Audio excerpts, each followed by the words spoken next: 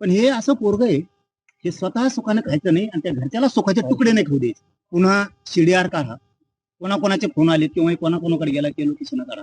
धन्या गप्प बसतच नाहीये. वरळीचं खरकट गप्प बसायला तयार नाही. ते राहून राहून राहून राहून पुन्हा ते उचकीत आहे. ज्यावेळेस ही घातपाताची घटना घडली गेली त्यावेळेस त्या आरोपीची बायको आणि आई त्या माऊलींनी असं सांगितलं होतं मीडियातून की हे पेत आहे, याच्या हातातून झालं सुद्धा असेल, घरात सुद्धा लई त्रास देत आहे, पण जरांगे पाटलांनी लई मनावर घेऊन मला कुठेतरी ते शब्द जिवारी लागल्यासारखं झालं की त्याची आई आणि ती बायको खूप सोन्यासारखे जाऊ द्या, त्यांनी मीडियातून का होईना म्हणलेत ना.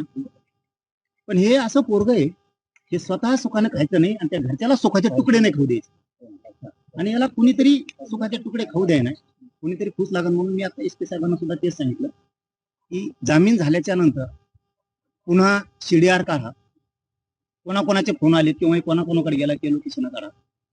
याच्यात कोण कोण आहे ते त्याच्या कुटुंबातला जरी मदत करणार असला तरीही त्याला आरोपी करावं लागणार आहे. तिथं पर्याय नाही.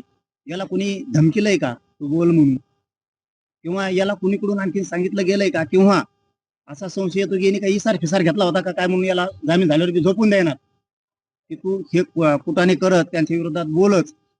आणि तू जे जे आरोप करणार आहेस ना ते आता तुला जाहीरपणानं सांगतो, मी थांबलो होतो काही गोष्टीसाठी. तू जामीनच होऊ द्यायचे नसते तर आम्ही वकील उभा केले असते कुडून कचा कर. ते आरोप जे जे करणार आहे ते आरोप त्याला सिद्ध सुद्धा करावं लागणार आहे. नसता पुढच्या काळात फौजदारी गुन्हे दाखल होणार आहेत त्याच्यावरती. आता जे जे आरोप करणार ते आरोप त्याला सिद्ध करावं लागल.